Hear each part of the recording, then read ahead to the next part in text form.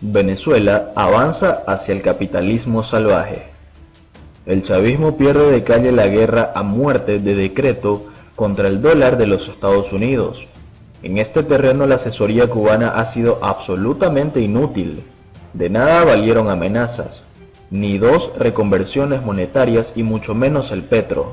La progresiva dolarización de la vida diaria en Venezuela es la derrota más evidente del proyecto político de Hugo Chávez, que éste bautizó en 2006 como el socialismo del siglo XXI.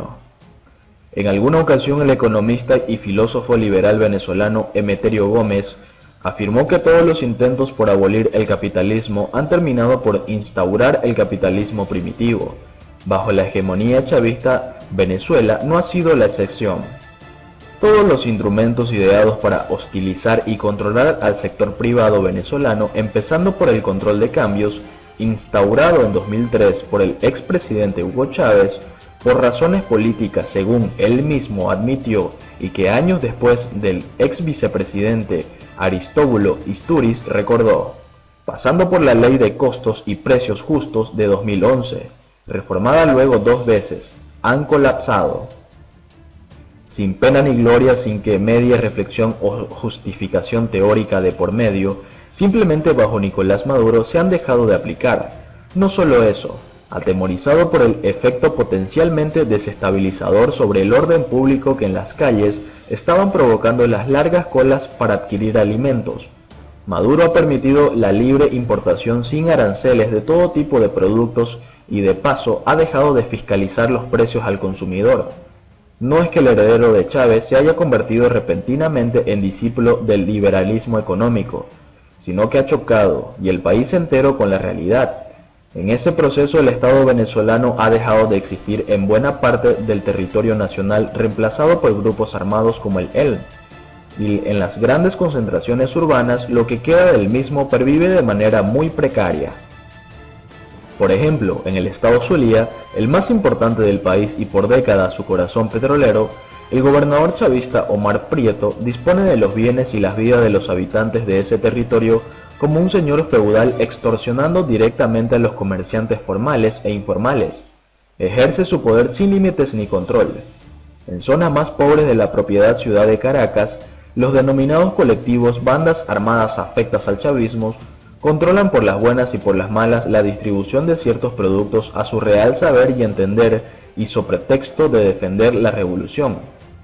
De modo en el que el Estado chavista ha devenido en un conjunto de grupos mafiosos que se reparten oportunidades de negocios y espacios de poder. Juan Guaidó alerta a la ONU que en Venezuela está a punto de ser una catástrofe.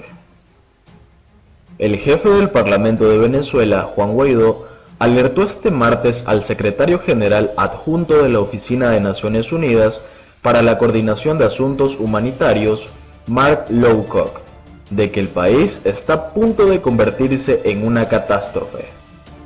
Guaidó y Lowcock se reunieron en el Parlamento durante la visita del funcionario de la ONU a Venezuela, donde conversaron sobre la emergencia humanitaria, según explicó el líder opositor al término del encuentro. El presidente del Parlamento, reconocido como mandatario encargado por más de 50 países, aseguró también que conversaron sobre cómo puede ayudar la ONU a los 7 millones de venezolanos, que según el propio organismo necesitan asistencia humanitaria. En la reunión, que duró alrededor de 45 minutos, Lowcock, quien no brindó declaraciones a la prensa, mostró su preocupación por la crisis en Venezuela, según explicó el jefe del Parlamento. El representante de la ONU llegó el lunes a Caracas para una visita de 2 días y también ha sostenido encuentros con el canciller venezolano Jorge Arreaza, aunque de esta última reunión se conocen pocos detalles.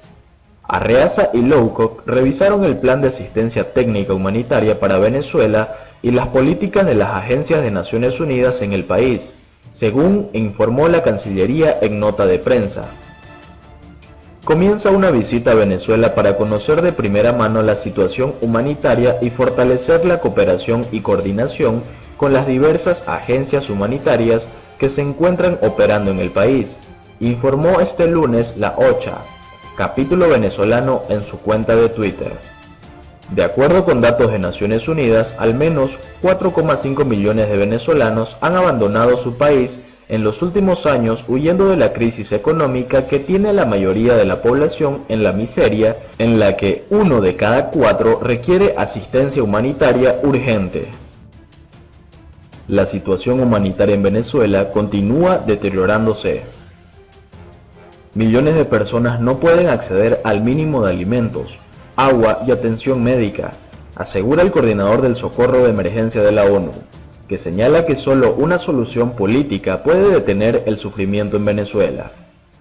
El responsable de la Oficina de Coordinación de Asuntos Humanitarios de la ONU, Mark Lowcock, acaba de concluir una visita de 3 días a Venezuela en la que ha sido testigo de la situación humanitaria que vive el país. Durante mi primera visita a Venezuela he visto cómo las mujeres, los hombres, los niños y las niñas se enfrentan cada día a retos abrumadores para sobrevivir. Millones de personas no pueden acceder al mínimo de alimentos, agua y atención médica. La situación continúa deteriorándose, señala Lowcock en un comunicado de prensa. La gran mayoría de los venezolanos se han visto afectados por la crisis política y económica en la que fue el país más rico de América Latina. Una enorme contracción económica exacerbada por la hiperinflación ha provocado una situación difícil para la gente en todo el país. El sistema sanitario al borde del colapso, entre sus principales observaciones en el terreno, destaca el hecho de que el sistema de salud está al borde del colapso y que muchos hospitales carecen de la infraestructura básica de agua y electricidad. Pero el coordinador humanitario también ha podido constatar la solidaridad del pueblo venezolano. Los pacientes hospitalizados, muchos de los cuales ya están gravemente enfermos, corren un alto riesgo de perder la vida a causa de las nuevas infecciones que están adquiriendo mientras están en el hospital, ya que no es posible realizar una limpieza y desinfección básica. Todo esto se ve agravado por la falta de medicamentos y la escasez de médicos y enfermeras para administrarlos. Las enfermedades prevenibles, como el paludismo y la difteria, han vuelto con mucha fuerza. Las personas con enfermedades crónicas, mujeres embarazadas y lactantes, niños y niñas, y personas en situación de discapacidad se encuentran entre los más vulnerables, afirma Lowcock. A pesar de la gravedad de la situación, también me ha impresionado la solidaridad de las personas que se apoyan mutuamente. El personal y los pacientes me dijeron que los medicamentos son escasos, que los apagones han causado que solo una quinta parte del hospital tenga electricidad, que el agua llega solo 2 días a la semana y que cuando lo hace, algunas de las tuberías oxidadas y rotas desprenden un hedor desagradable que persiste en todo el hospital. Me dijeron que algunos trabajadores del hospital gastan más de su salario mensual solo para ir a trabajar. Algunas estimaciones sugieren que 4,5 millones de venezolanos viven actualmente fuera del país, la mayoría de ellos en otros países de América Latina y el Caribe. Muchas de estas personas se arriesgan a realizar viajes peligrosos, enfrentándose a la explotación sexual, la trata y el abuso. Voluntad común de abordar la situación humanitaria. El alto funcionario de la ONU destaca que, en sus reuniones con miembros del gobierno y de la Asamblea Nacional, ha encontrado que, pese a las divisiones políticas, hay una voluntad común de abordar la situación humanitaria.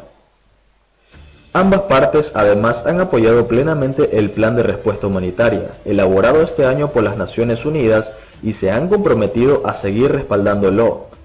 Todas las partes deben respetar nuestro enfoque humanitario de principios y no manipular la asistencia basada en las necesidades. El sufrimiento humano no es un arma política.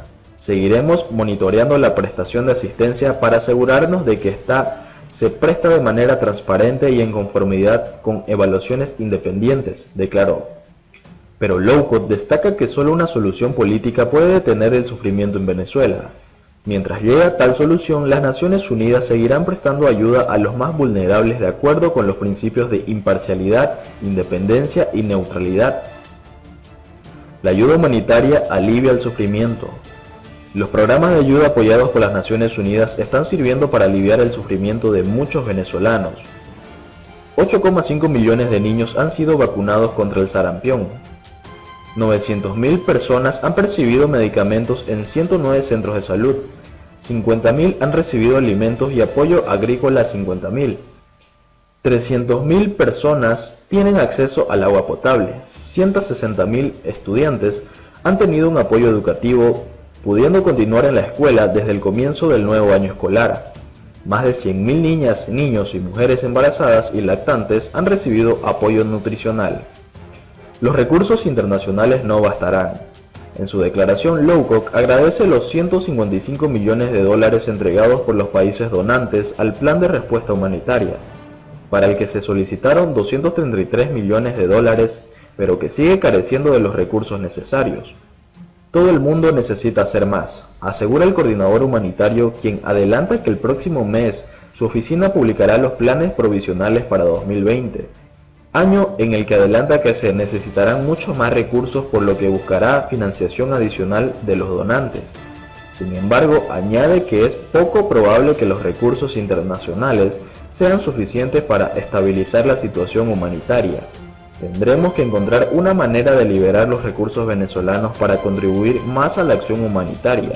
Reconociendo las diferencias políticas, esto requerirá que las partes interesadas den una mayor prioridad a la reducción del sufrimiento inmediato de la población de este país, concluye Lowcock.